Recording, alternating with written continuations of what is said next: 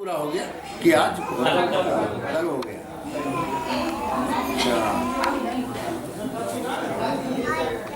ये मानस है रामचरित्र।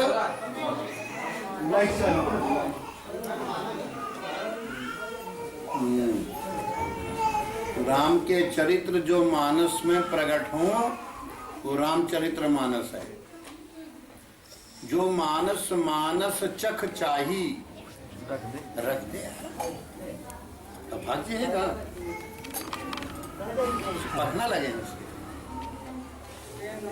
अगर मानस के बारे में कुछ जानना चाहते हो पाठ तो करना एक चीज। जैसे भागवत आजकल बाढ़ आ गई है, जहां देखो वहां भागवतें चल रही। और पहले जो है भागवत क्या होता था, या तो अधिक मास हो तब भागवतें होती थी, या वर्षा ऋतु में जो है जब फुर्सत हुए लोग तब भागवत बैठा देते थे, या फिर माघ का महीना हुआ, बैसाख का महीना हुआ, इसी समय माघ बैसाख। और उधर जो है अब भागवतों का ये स्थिति कि भागवत किसी को सुनना नहीं है, अब भागवत बैठी हुई है। अब भागवत है परमहंस संहिता। परमहंसों की वाणी का साथ करो या परमहंसों का साथ करो, ऐसी मानस। मानस में शुरू की जो 5 चौपाइयां हैं वो पूरे रामायण का क्या है, सार। सतपंच चौपाई मनोहर गुणहि जो नर उर्धरे, दारुण अविद्या पंच जनित विकार श्री रघुबर। तो ये पूरा जो है मैंने मानस का सार जो है, ये शुरू की 5 चौपाइयां पकड़ लो। रामायण में आया कि सतपंच सारभूत 5 चौपाइयां अगर जान जाओ, सुनाई दे रहा है ना? हाँ, सारभूत अगर 5 चौपाइयां जान जाओ और उसको हृदय में धारण करो। वो 5 चौपाइयों में है क्या आखिर? तो अभी लोगों ने गाई, बंदऊ गुरुपद पदुम परागा सुरुचि सुवास सरस अनुरागा। वो अमीय मूरी में अमृत जड़ी का सुंदर चूर्ण गुरु महाराज के चरण कमलों की वंदना करता हूँ। क्या है? नाम। पहली जड़ी बूटी क्या है? तो पहले नाम जानना जरूरी है। फिर दूसरा जो है गुरु महाराज का शंभुतन विमल, तो सुकृत शंभुतन विमल विभूति। गुरु महाराज जिन्होंने भव विकारों का शमन किया नाम के द्वारा, उनके नाम से, तो उनका पुण्य क्या है? गुरु महाराज का नक्षिक चिंतन किया जाए। और नक्षिक चिंतन करने से सुकृत क्या है? शंभुतन विमल विभूति। गुरु महाराज के शरीर की भाव की विभूति नक्षिक पकड़ लो तो उससे होगा क्या? जनमन मंजू मुकुर मल हरणी। जो भक्त गुरु महाराज की शिव कह लो, गुरु कह लो, शमन करने से गुरु शंभु हो गए, और अपने अज्ञान अंधकार को दूर करने से गुरु तत्व हो गए। गुकारस अंधकारश्च रुकारस तेज उच्यते। गुरु का मतलब किसी भी क्षेत्र के हो सकते हैं। खेती के गुरु, उद्योग के गुरु, डॉक्टरी के गुरु, इंजीनियरिंग। पर जो सतो पंथ को अंतर का मार्ग लगवा दे, अंदर का रास्ता पकड़ा दे, अब वो सतगुरु। तो दूसरा नाम, नामी, और तीसरा है लीला। दिव्य दृष्टि खुल गई तो लीला। और राम के चरित्र पूरे अनुभव में आने लगे, सुमिरत दिव्य दृष्टि। फिर चौथी चौपाई में क्या कहे वो कि सूझई रामचरित मणिमाणिक गुपत प्रगट जहां जो जही खानी। चारों खानों में 4 खान जग जीव अपारा, अंडज उद्भिज स्वेदज। ये 4 खाने हैं, अंडज पिंडज स्वेदज और उद्भिज। अंडज माने जो अंडे से हो, पिंडज माने पिंड से हो। जितने स्तनधारी हैं, मनुष्य हैं, गाय हैं, ये जितने जिनके शरीर के ऊपर एक जेर चढ़ा रहता है, कुत्ता बिल्ली स्तनधारी जितने, सबके ऊपर क्या चढ़ा रहता है? झिल्ली चढ़ी रहती है। तो क्या हो गए? पिंडज। एक जरायुज पिंडज जेर चढ़ा रहता है। जब पैदा होते हैं तो एक झिल्ली, तो गर्भावरण गर्भकोश चढ़ा रहता है। और फिर आपका जो है अंडक, जो अंडे से होते हैं, अंडे वाले प्राणी भरे पड़े हैं, चीलर बीलर से लेके और जितने तुम्हारे जो है बड़े बड़े शुतुरमुर्ग वगैरह बड़े बड़े जीव जंतु हैं, वो सब कौन है? अंडज। अंडज हो गए, अंडे से, पिंड से। और तीसरे हो गए उद्भिद। ये जो जितनी वनस्पतियां हैं ये सब क्या है? उद्भिद। बीज से क्या होता है? बीज को अनुकूल हवा पानी मिल गया तो वो हो गए उद्भिद। तो क्या हो गए? हाँ? चौथे कौन हुए? स्वेदक। तो ये चार तरह के, तो उसमें आया है कि सूझई रामचरित मणिमाणिक गुपत प्रगट जो जही खानिक। ये चार खाने हैं। अब ये रामचरित मानस को पहला नाम आया इसमें, पर वो मिलता कहां से है? गुरु महाराज से। चौपाइयों के ऊपर क्या है? बंदहूं गुरु पद कंज। सब लोग दोबारा। बंदहूं गुरु पद कंज, कृपा सिंधु नर रूप हरि। कृपा सिंधु नर रूप हरि। महामोह तम पुंज, महामोह तम पुंज, जासु वचन रवि करने करे। बंदहूं गुरु पद कंज। बंदहूं गुरु पद कंज, कृपा सिंधु नर रूप हरि। कृपा सिंधु नर रूप हरि। महामोह तम पुंज,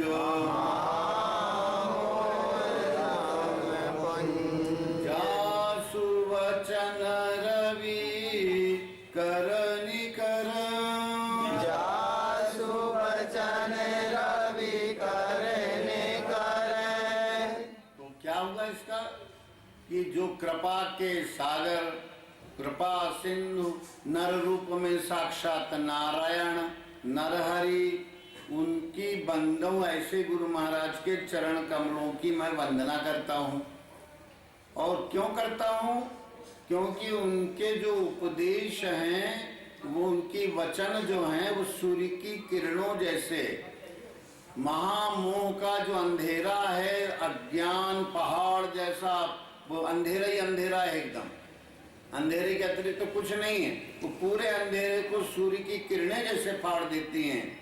वैसे इस अज्ञान अंधकार को गुरु महाराज आपका जो है वचन प्रकाश फाड़ देता है। अच्छा, तो पहली चीज उन्होंने नाम कही, अमीय मूरिमय चूरण चारु। और करती क्या है? शमन सकल भव रुज परिवार। पर वो नाम किसके लिए? जिसकी रुचि हो। और कहोगी रुचि न हो, और कहोगी नाम ले लो रे, पकड़त रही हो, जपत रही हो। जिसको असल में कुछ हो कि हाँ इस जीवन में जो है खलबल बहुत हो गई, अब हम कुछ थोड़ा अपने जीवन में, चाहे कोई लड़का हो, चाहे बुढ़ा हो, चाहे महिलाएं हो, वृद्ध हो, चाहे नई हो उम्र की, सब लोग चाहते मन में शांति और आनंद।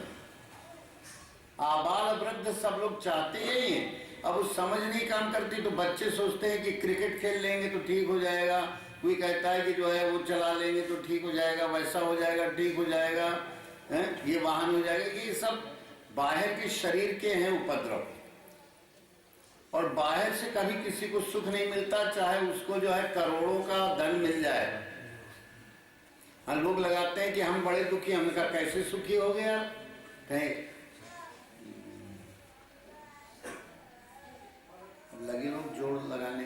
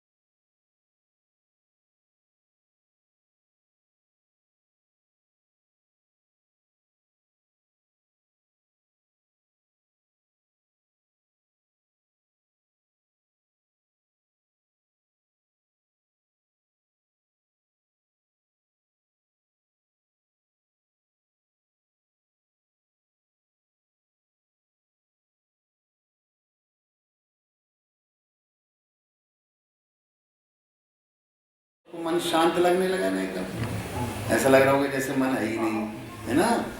अब गुलगुलों में ले आओ और उधर पर लाके मन को, और ओम इधर से निकलेगा, उसके कंपन जाएंगे तो वो भी आगे जाके इकट्ठा हो जाएंगे। फिर उसके बाद कान के उधर से करना है। तो आपकी कहाँ से लेना है? गुलगुलों से, ठीक है। ये करने के लिए बता रहे हैं, नहीं कि सुन लो इधर से और उधर से, फिर कथई ना हो गई ये भी, फिर हाथ में क्या लगेगा? इसको करना है आपको रोज। ये सार नाम है, सत्य नाम है, आदि नाम है, अमृत नाम है। और अगर इसको नहीं पकड़ पाए तो फिर सब ये षडाक्षरी और 14 अक्षरी और 12 अक्षरी और 24 अक्षरी में भटके रहो और पूरा जीवन चला जाएगा गोता लगाते हुए। ये आपको वो बता रहे हैं जो लोगों को अभी तक अभिज्ञात है। लोगों को पता ही नहीं कि सार नाम क्या है। ओम कह देंगे तो भी नहीं बनेगा, क्योंकि उसको क्या होना चाहिए? जीभ में अगर ऐसे ओम कह दोगे तो झूठा नाम हो गया, कोई काम का नहीं है। और मन भी शांत नहीं होगा आपका, और इसको करने से आपका मन क्या होता जा रहा है? बंधता जा रहा है। कितना भी चंचल मन हो किसी का, अगर इस तरह जीभ को दांत की जड़ में लगा के और दीर्घ ओम का उच्चारण करते हो, तुम्हारा मन सजने लग जाए। अच्छा, अब आपको दोनों गुलगुलों से करना है, ठीक है।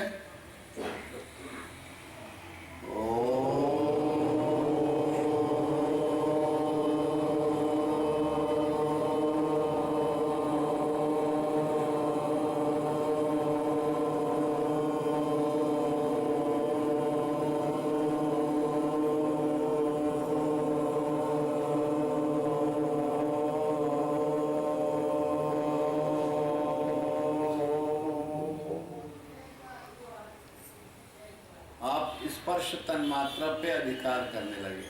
तन्मात्रा आप लोगों ने, कुछ लोगों ने सुना होगा सत्संग में, 5 भूत भी सुने होंगे, पर उनका क्रिया योग कहाँ है ये नहीं आप लोग जानते थे। व्यास लोग आए, कथा चली रही है, टीवी खोल दो, कहीं ना कहीं की कथा मिल जाएगी, पर ये चीज नहीं मिलेगी कहीं की। ये क्रिया योग,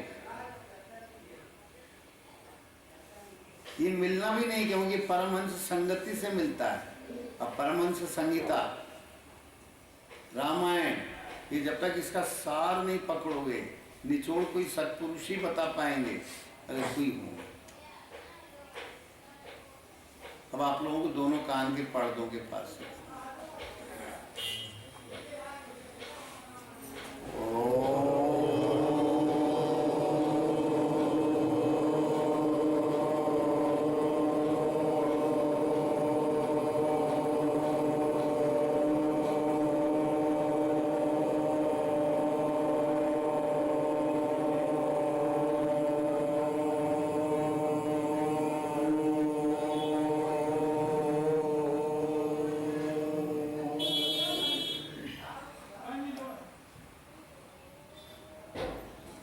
एकदम मन आपका बिल्कुल शांत होता जाएगा। ये वैखरी से, तो यही क्रियाएं जब आप मन ही मन करते हैं, मुंह से आवाज न निकले, तो मध्यमा कहलाता है।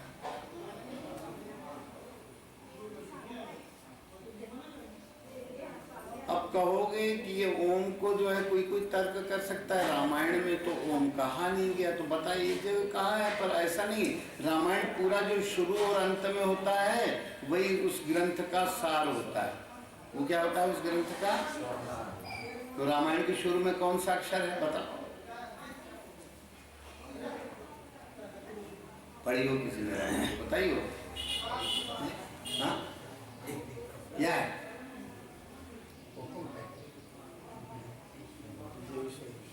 हाँ?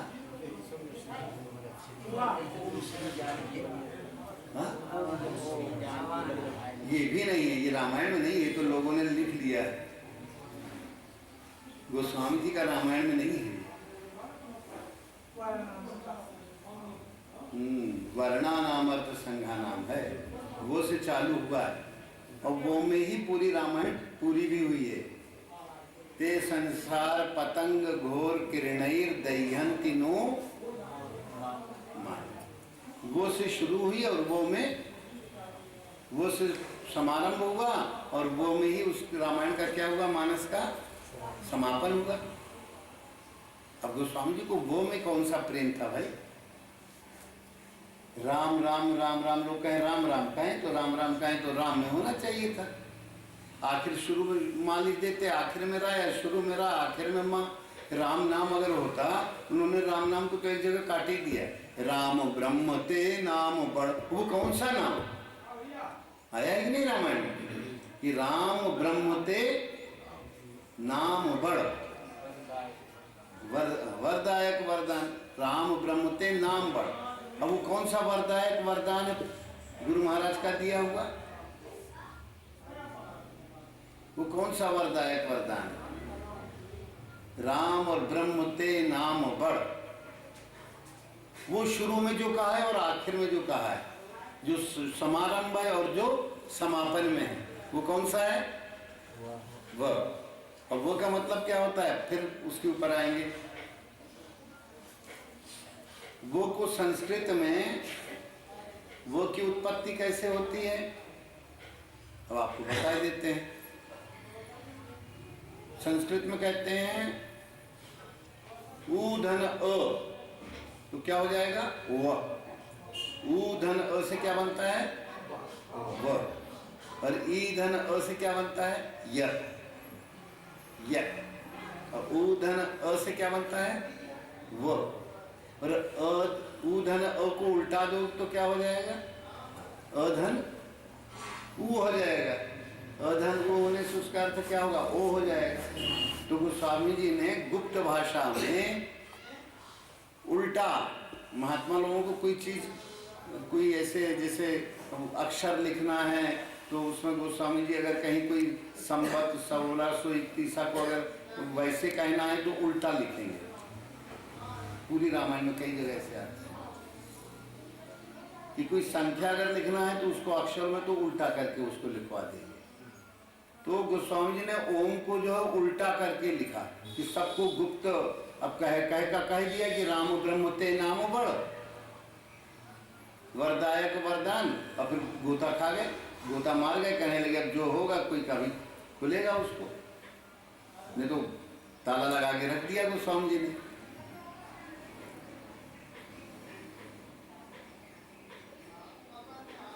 ये सबको जो है सुबह उठो तो हर घर में जो है लोग कहते हैं हमारे घर में बड़ा झंझट है, हमारे घर में बड़ा वो है।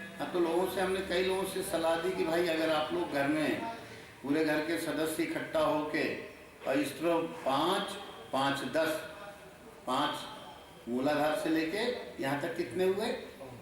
5। और मुंह से लेके कान तक के कितने हुए? 10 हो गए। फिर ये 4 उंगलियां अगर यहाँ से ऐसी रखो तो ये एक मन का हो गया, बुद्धि का हो गया, चित्त मन स्मृति का हो गया, तो ये अहम का हो गया। ये ब्रह्मरंध्र के नीचे उनके ये बिंदु हैं, तो 4 ये हो गए। तो चलो चारों को एक बार फिर से दोहरा लिया जाएगा तो 14 अध्यात्म हो जाएंगे। इसी को अयोध्या कांड में कहा गया कि भुवन चतुर्दश भूधर भारी और सुकृत मेघ वर्षई, सुकृत मेघ वर्षई। तो अब वो सुकृत माने पुण्य के में क्या वर्षाएंगे? श्रेष्ठ सुख का पानी बरसाएंगे। क्या बरसाएंगे? सुकृत मेघ वर्षई सुख, सुख का जल, आनंद का जल। ये तो सब लोग बड़े दुखी हैं, कहीं सब लोगों के पास एक ही गाना है, हम बड़े दुखी हैं, हम बड़े दुखी हैं, हम बड़े दुखी हैं। तो ये जो 14 अध्यात्म हैं, इन 14 अध्यात्मों में अगर आपने पुण्य नाम का पुण्य जो है अगर आपने कमा लिया, नाम का पुण्य जो है क्या है? ओम का जाप। इस 14 अध्यात्म में 14 पहाड़ हैं। जीव को जो है इन पहाड़ों के कारण भुवन चतुर्दश भूधर भारी। रामायण अयोध्या कांड की शुरू में लिखा हुआ है, हमने कोई कह रहे हैं बना के।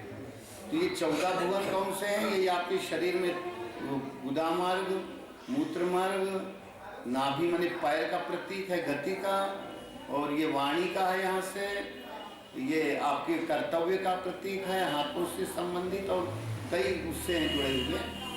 और जीभ, नाक, आँख, ये रस तन मात्रा, गंध तन मात्रा, रूप तन मात्रा, स्पर्श तन मात्रा और शब्द तन मात्रा। अब मन बुद्धि चित्त अहंकार। लोग कहते हैं हम बड़े हैरान हैं, हम बड़े परेशान हैं। तो गोस्वामी जी उसका मंत्र दिए हैं कि भाई सुकृत में पुण्य के बद्दल बरसाओ, पुण्य के बद्दल बनाओ, और पुण्य के बद्दल तुम्हारा ओम का जाप करने से बनते जाएंगे। तो क्या मिलेगा उससे? आनंद का जल बरसने लगेगा। अब चिल्लाने से क्या होगा? कर्तव्य करो। नहीं तो वही थी जयसिंह नगर वालों जो आओ तो एक धूप ऐसी करो तुम लोग, दादा एक काम करियो, और फिर दोनों पाँव की जोड़ी बढ़वाने पड़े ऐसे और कच्ची न हो गए। तो अब जो है तुम लोगों को क्या करना है? मन की जगह जो है, और फिर उसके बाद बुद्धि, फिर स्मृति, फिर अहम की जगह। तो अहम की जगह करने से ऊपर निकलने लगता है वो नाम। खैर चलो, अब जो है फिर से आंख बंद करके ही करते हो ना सब लोग। हाँ, तो इस तरह से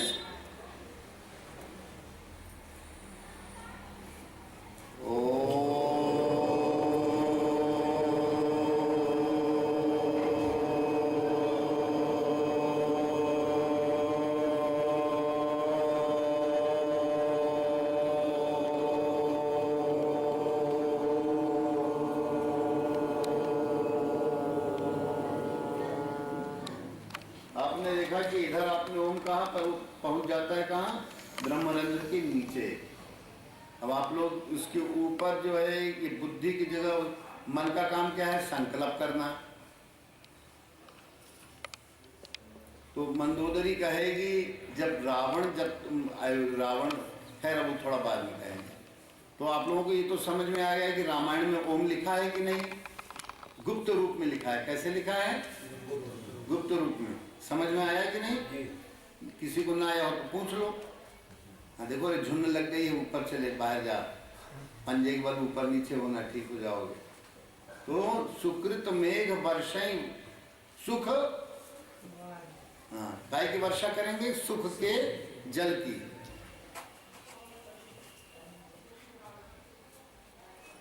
अब आप लोगों को बुद्धि का काम है निश्चय, चित्त का काम है स्मृति, जो पहले की पढ़ी उसको लाना।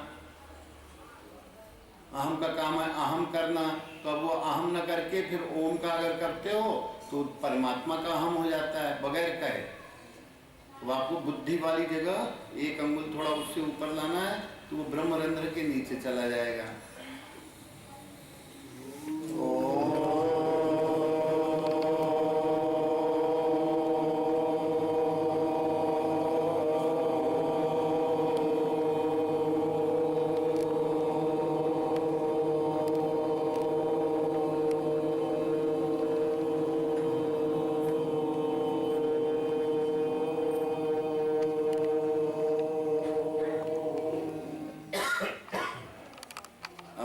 चित्त या स्मृति की जगह, जिसके सहारे जो है बुद्धि में निश्चय होता है, फिर उसके अनुरूप संकल्प होता है, ये सब बातें होती हैं। तो स्मृति नहीं होगी तो अहम भी नहीं होगा। तो अब ये स्मृति की जगह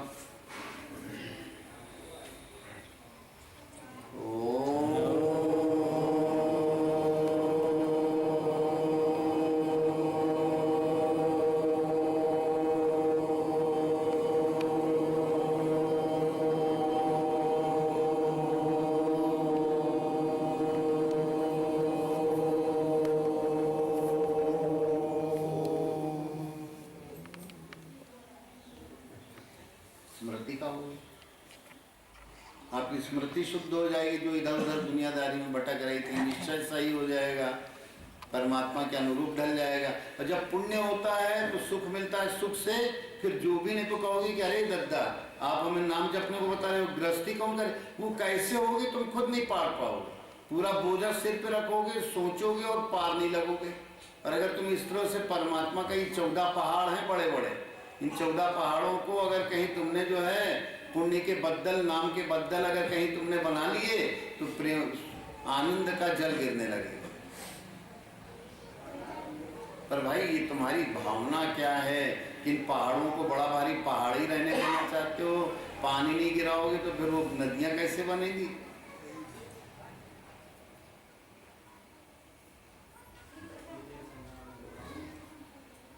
विभूतियों की नदियां बहने लगेंगी फिर।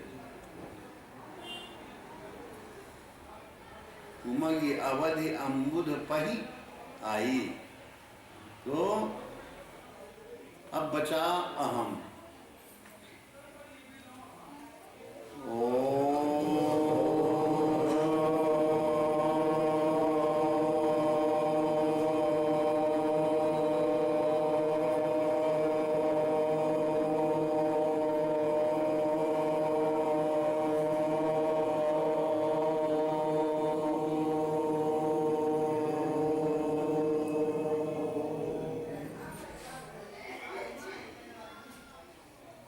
आप लोगों ने देखा होगा अंत अंत में ऐसा लगने लगेगा। रोज आप अभ्यास करिएगा तो ये सब चीजें आपको अच्छी तरह से समझ में आएंगी। जहाँ न समझ में आवे आके समझ सकते हैं। तो ये कोई कठिन नहीं, अभी भी कोई समझना चाहे समझ, कोई इसमें कठिन है ही नहीं, अभ्यास की कमी है। अभ्यास करते जाओ, अपने अंदर की यात्रा बनाते जाओ।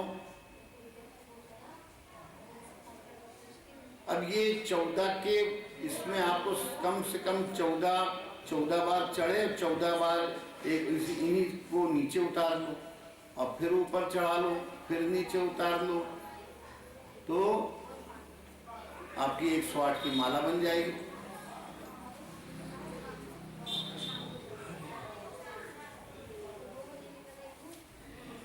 सात बार कर लोगे, उतरना चढ़ना उतरना चढ़ना, फिर उसके बाद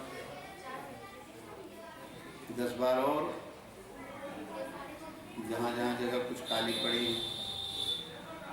सिर के ऊपर है वो 10 जगह 108 हो जाएंगे। और उसके बाद आप लोग दिन भर एक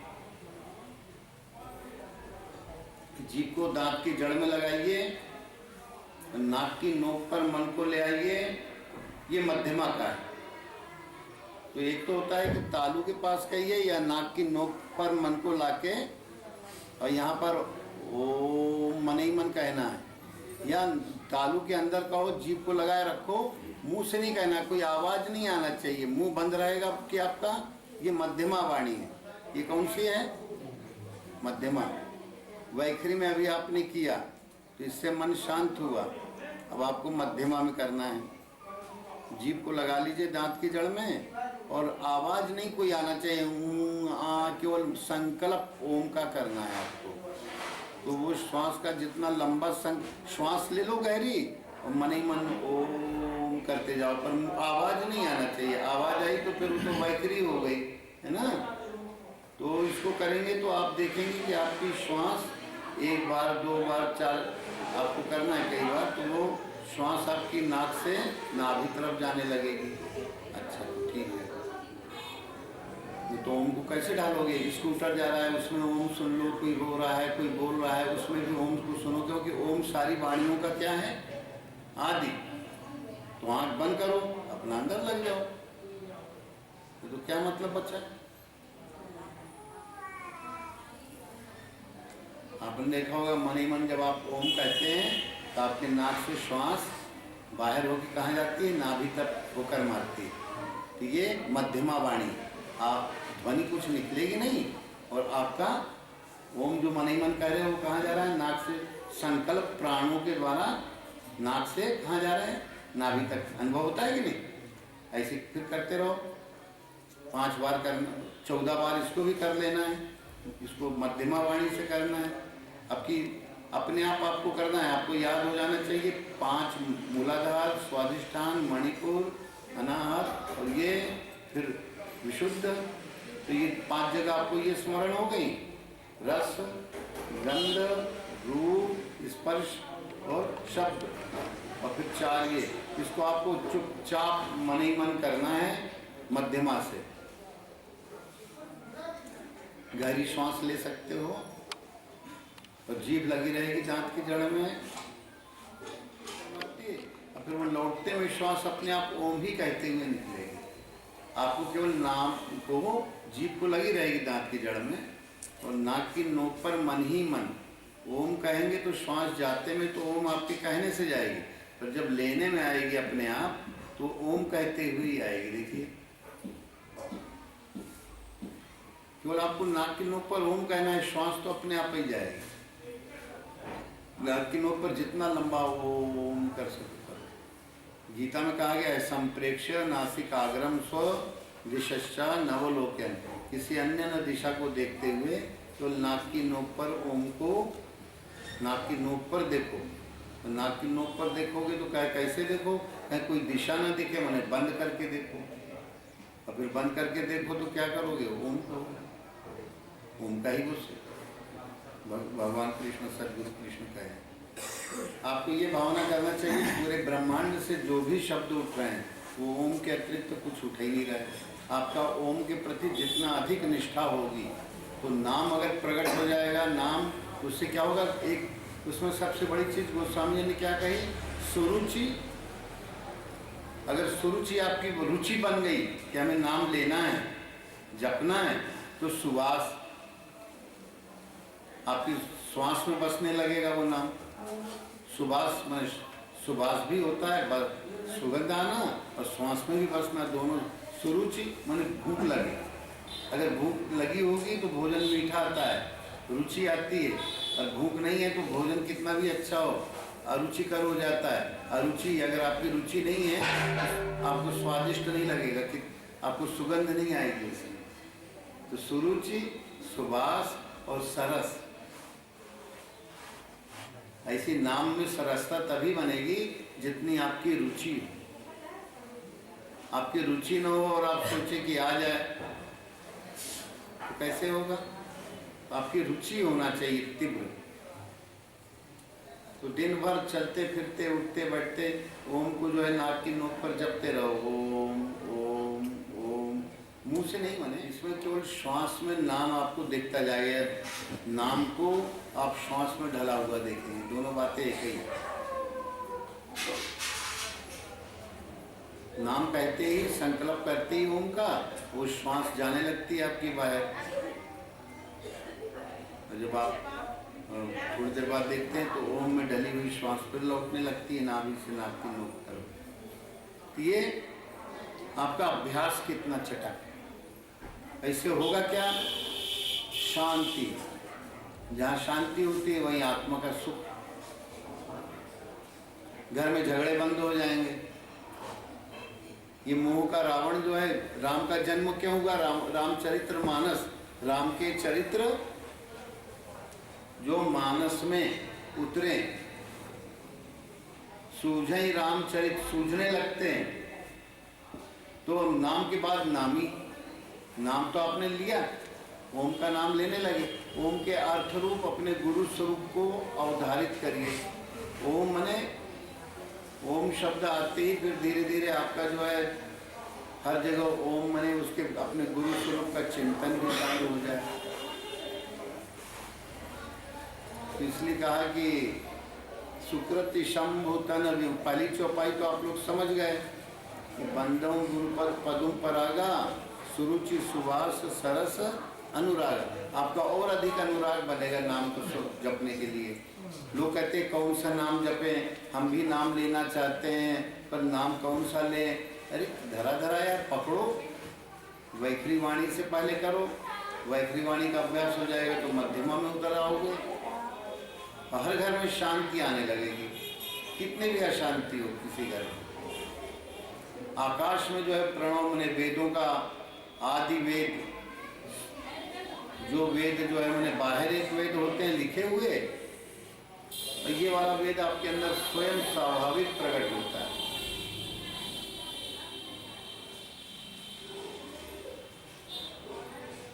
ओम के परिणाम में ध्यान, उससे क्या होगा, जन मन मंजू मुकुर, आपका मन रूपी दर्पण जो स्वप्न उल्टे सीधे देखता था, भयावह देखता था, कल्पनाशीलता वाले देखता था, आपको कोई कोई तमाम तरह के नवरसों से युक्त थे, वो सब कुछ सध जाएगा आपका। आपका मन जो है बिल्कुल मन रूपी दर्पण, सुकृति शंभु तनु, तो वो कहे कि जनमन मंजू मुकुर, मुकुर माने दर्पण, भक्त जनों का मन रूपी दर्पण जो क्या हो जाएगा, साफ हो जाएगा। ये भाव की भभूति गुरु महाराज के स्वरूप की नक्षिक भाव भभूति लेके रगड़ो। तो जनमन मंजू मुकुर मल हरणी, जो भी मल जन्म जन्म का छाया है मन रूपी दर्पण में, वो साफ होने लगेगा। आपके संकल्प शुद्धि हो जाएगी, बुद्धि शुद्धि हो जाएगी।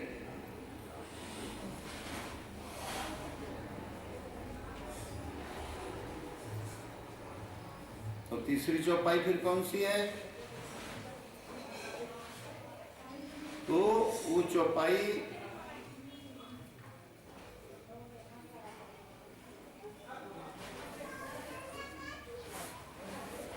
श्री गुरु पदनक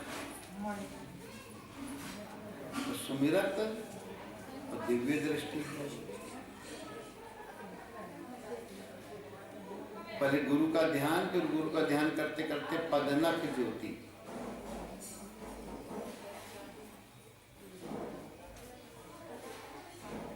वो पदनक ज्योति कौन से नख नक्षत्र हैं भाई?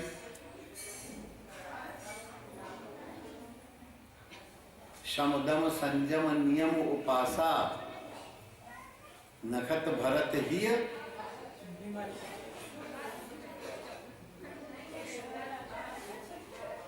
यही नखत है, नखत भरत ही विमल आकाश।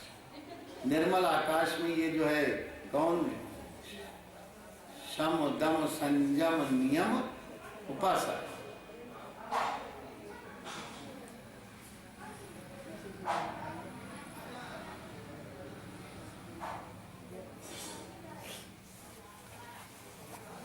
स्वामी सुरति सुरभि विकास है, वो दूसरा हो जाएगा। यहाँ पर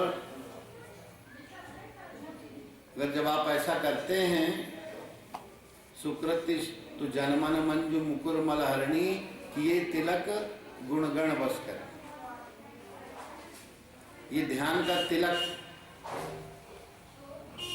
सारे चैतन्यता की सगुण ध्यान है। निर्गुण ध्यान क्या है? भगवान शुद्ध है, बुद्ध है, चेतन है, अजन्मा है, अविनाशी, अरूप है, अलेख है। तो शिवपद कमल जिनहि रति आही राम ही सो सर्वदा सुहाई। शिव कह लो, सदगुरु कह लो, संत कह लो। गोस्वामी जी कहते हैं कि बगैर सदगुरु के जो है संत गुरु के भक्ति मिलती नहीं। ये 5 चौपाइयां शुरू की। नवदा भक्ति जब कही है कि सो बिनु संत ने काहू पाई, भगति तात अनुपम सुख मिला, मिला ही जो संत हुई। अगर संत के अनुकूल हो जाओ, सदगुरु के अनुकूल ढल जाओ, शंकर जी के अनुकूल ढल जाओ, कहीं और एको गुपत मत सब ही कहो कर जोरी, और शंकर भजन बिना नर भगति न पावे मोरी। तो गोस्वामी जी कभी शंकर कह देते हैं, कभी संत कह देते हैं, कभी सदगुरु कह देते हैं। सदगुरु वैद वचन भी कहने लगे कि भाई हमने बहुत से उपाय आप लोगों को बताए, रामायण में बताए। यही विधि भले ही सो रोग न साही। और ये संसार रूपी रोग जो है नष्ट खत्म नहीं होने वाला है। नहीं तो मन में ये घुस गया है अंतःकरण में, ये पिड़ गया है संसार, ये निकलने वाला नहीं है संसार रूपी रोग। दिन भर किल किल किल किल बनाए रखेगा। और अगर इसको पकड़ लोगे, यही विधि भले ही सुरोग न साही, ना ही तो कोटि जतन नहीं जाए। करोड़ों उपाय कर लो जितने भी हैं, कुछ नहीं होने वाला है। कहें फिर क्या करना चाहिए? कहें सदगुरु वैद्य हो जाए। अगर तुम्हें समझ में आ रहा है कि हमारे रोग है और रोग का निवारण करना है, ऐसी रुचि हो, तो सदगुरु वैद्य और वचनों का विश्वास करो। और अगर ये नाम जप की युक्ति पकड़ लोगे तो संयम यह न विषय की आशा, दुनियादारी की चीजें तुम्हारे दिमाग में घुसेंगे ही नहीं। फिर ओम का जाप जो है पकड़ लोगे, जीभ को लगा के करने की ढंग वैखरी वाणी से, तो कितना भी मन भाग रहा होगा, दुनियादारी का प्रपंच तुम्हारे ऊपर चढ़ेगा नहीं। और 14 भुवनों में जो है क्या होगा? पुण्य के बदल छा जाएंगे नाम जप से। तो घर में, जिन घरों में हमेशा किलकिल बनी रहती है, अशांति बनी रहती है, वहां सुख का, आनंद का जल बरसने लगता है। जब ये दूसरी चौपाई पूरी हो जाएगी तो श्री गुरु पदनख मणिगण ज्योति, ध्यान इतना, लीला इतनी प्रगल्भ हो जाती है कि श्री गुरु पदनख मणिगण ज्योति, ये जितने व्रत नियम उपास अपने आप अंदर प्रवेश करने लगते हैं।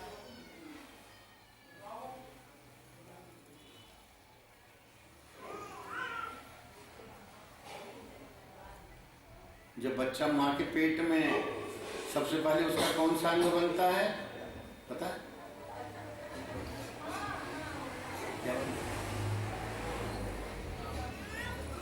बताए थे ना?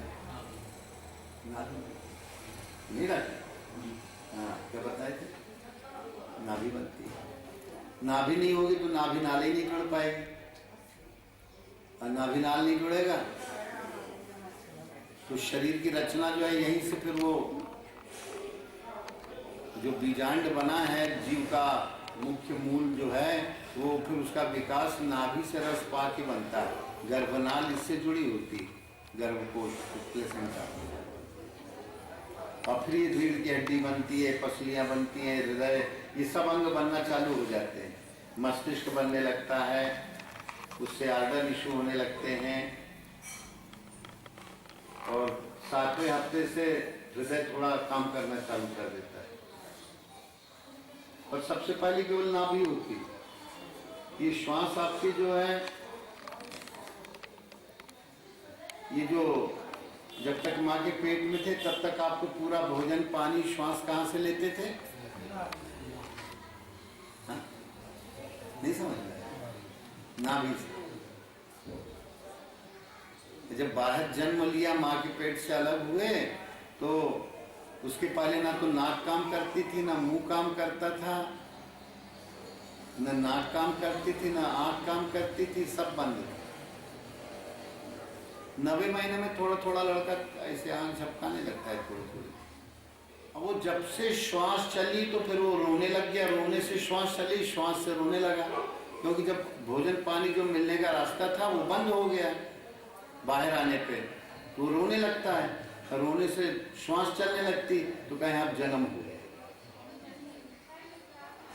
या गूंगा भी पैदा हो जाए तो नाक से श्वास हो, कुछ तो करेगा, तो नाक से श्वास चालू हो जाएगी, तो फिर भूख लगेगी, फिर दुनियादारी जो है उसको सच लगने लगेगी। अभी तक उसे पता ही नहीं थी क्या दुनिया क्या दारी। इसलिए कहते हैं माँ के पेट में था तो जन्म तो हो चुका था, पर जन्म तब मानते जब श्वास चले, और श्वास चलने के बाद मुंह से जो है फिर वो कहाँ कहाँ आ गया करके उसको दूध पीने की इच्छा हो, आहार बंद हो गया, क्योंकि माँ के पेट में था तो निरंतर उसको नाभि से क्या मिल रहा था? श्वास मिल रही थी, पानी मिल रहा था, आहार मिल रहा था, वो बंद हो गया। वो प्रक्रिया फिर से चालू हो तो ये नाक से जब से श्वास लेने लगा तब से पूरी दुनियादारी का प्रपंच उसको स्फुरित हो गया। अब ऐसी युक्ति करो कि जिससे फिर से नाभि में पहुंच जाओ। तो जैसे आपसे बताया कि यहाँ ओम कहते हो मानसिक रूप से, तो उसकी ठोकर कहाँ आती है? नाभि में। अभी आप लोगों ने अनुभव किया कि नहीं है? फिर से करो, फिर से अपने जो है 72,000 नाड़ियां जो शांत हो गई उनको फिर से जागृत करो। जीभ को दांत की जड़ में लगा लो, नाक की नोक पर ओम लंबा कहते जाओ मानसिक रूप से, तो आपकी नाभि में उसका जो है क्षोभ होता जाएगा, संबंध बनने लगेगा। तो श्वास नाभि से घुस करके पूरे शरीर में छा जाने लगेगी, जितना तुम्हारा अनुभव अच्छा होता जाएगा। जब आप ओम कहते हैं यहाँ तो नाभि में जाती है, पूरे शरीर में ऊर्जा भरने लगती है। जितना लंबा ओम कहेंगे तो ओम कहते हुए वो नाभि में जाता है और पूरे शरीर में आपको लगने लगेगा शरीर है ही नहीं। फिर इधर से फिर वो श्वास उठेगी तो नाक की नोक से टकराएगी। पहले इसका अभ्यास दृढ़ हो जाए, ओम ओम ओम मन ही मन। एक बार ओम को यहाँ अगर झंझट में मत पड़ो नाभि और इसके, तुम तो एक बार यहाँ ओम कहो, एक बार नाभि में कहो, एक बार यहाँ कहो, एक बार, तो तुम्हारा मन अपने आप बंधा हुआ हो। पहले वैखरी वाणी से पर जरूर होना चाहिए। ये रावण जो है मोह रूपी रावण ही मारा जाएगा। दलन मोह तम सो सुप्रकाश, जासु सत्यता ते जड़ माया, भाष शक्ति वो मोह सहाया।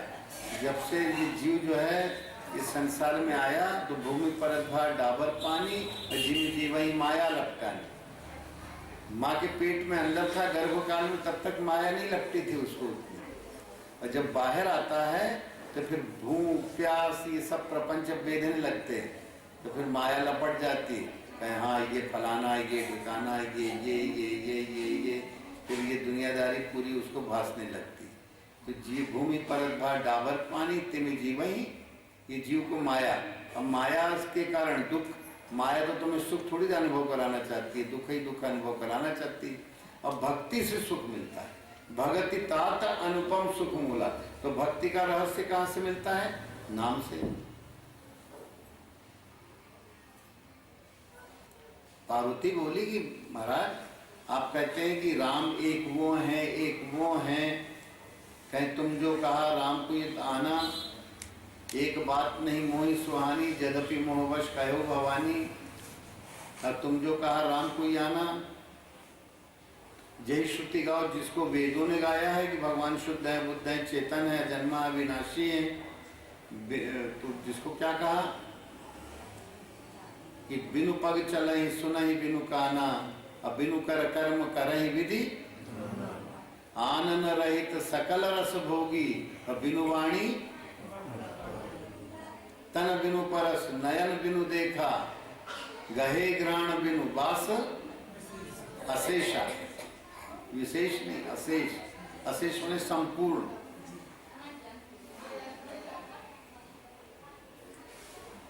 अस सब भांति अलौकिक करनी, महिमा जासु जाय नहीं। उसकी महिमा को वर्णन नहीं किया जा सकता है। तो कहने लगे वो तो भगवान जो उसका कोई रूप रंग होता नहीं। कहने लगे नहीं, जिसका मुनि लोग ध्यान करते हैं गुरु परंपरा से अपने गुरु स्वरूप का, वो राम जो हृदय में वो सगुण ध्यान, जो नक्षिक ध्यान किया जाता है, जिसका कि 5 चौपाइयों में वर्णन आया। श्री गुरु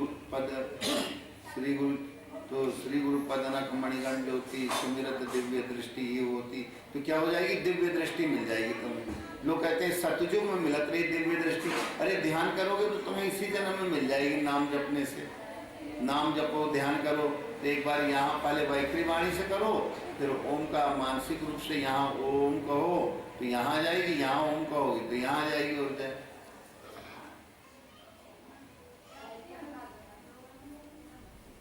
श्वास श्वास की भी झंझट में मत पड़ो। अब थोड़ा पहले से ठीक लगने लगा कि नहीं? अब कुछ दिन लगाए रखो, जब अपने आप अभ्यास हो जाएगा तो लगाने की जरूरत नहीं पड़ेगी।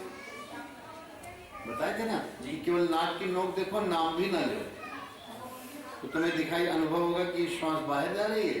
तो जीभ अगर लगी है तो तुम्हें ओम ही सुनाई देगा। अगर जीभ नहीं लगी होगी तो कोई चीज घुस जाएगी तुम्हारे श्वास में। सूखना था कि नाक क्यों काटी गई थी और कान क्यों काटे गए थे, पता है? नहीं पता। अरे भाई, कान से कुछ सुनते हो और जैसा सुना तो उन संकल्पों के अनुसार तुम्हारे अंदर अच्छा फलाना ऐसा कर रहा था, तो या तो भय खाओगे या आसक्ति करोगे, राग रस श्रृंगार रस बनेगा या वीर रस क्रोध रस बनेगा। जो भी सुनोगे और जैसी सुनोगे तो तुम्हारे अंदर अगर श्रृंगार रस बना तो श्वास तुम्हारी उसी तरह चलने लग जाएगी। नाक जैसा सुनोगे वैसे ही तुम्हारी श्वास। और अगर तुम्हारी जीभ दबी हुई है तो सभी रस, नवो रस दब जाएंगे, खट रस दब जाएंगे, और तुम्हें क्या केवल सुनाई देगा? ये अनुभव किए कि नहीं? जब से बताएं कि डॉक्टर आए थे तो कहने लगे हम श्वास को ऐसे लेते हैं, ऐसे तो गर्मी बढ़ती है। हमका ऐसे नहीं करना, केवल आपको क्या करना है, सभी लोगों को है, केवल डॉक्टर साहब को नहीं भाई। हाँ, सुन तो तुम ही लोग रहे हो। तो क्या करना है, जीभ को दांत की जड़ में लगा लो और केवल नाक की नोक को देखो। एक तो ये उपाय बताए कि ओम कहो या न भी कहो, और केवल नाक की नोक को देखते रहो, जीभ को दांत की जड़ में लगा के। नाक मन की आंख से देखो, तो तुम नाक की नोक पर मन को लाने से क्या होता है, तुम देखते हो श्वास बाहर जा रही है, श्वास अंदर आ रही है।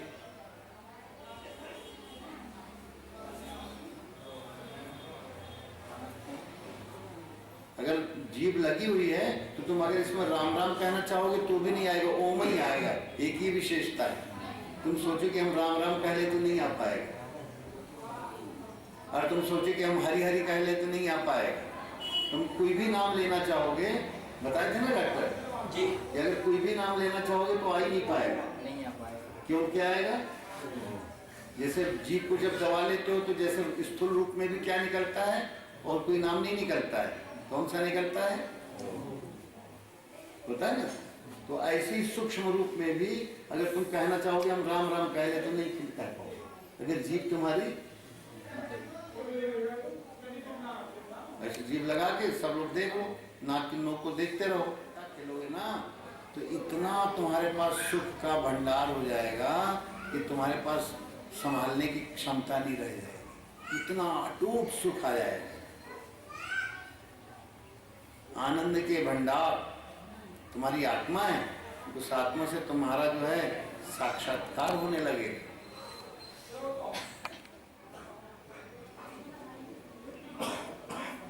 जीभ क्यों लगाने को कहते हैं, जिससे तुमको ओम ही सुनाई दे।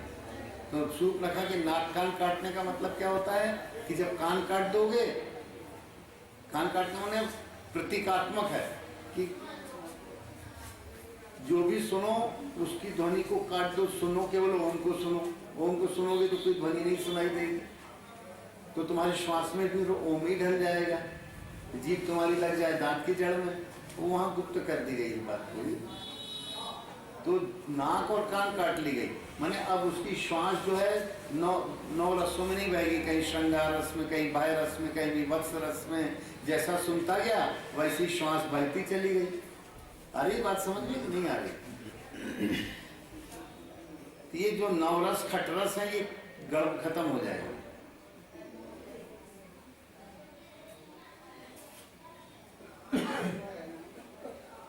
ये खेल ही खत्म हो जाएगा।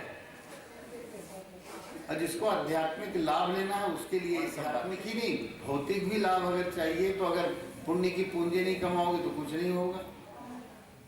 नाम में लगे रहो, देखो उसका लाभ पाते जाओ। अरे बोलो सतगुरुदेव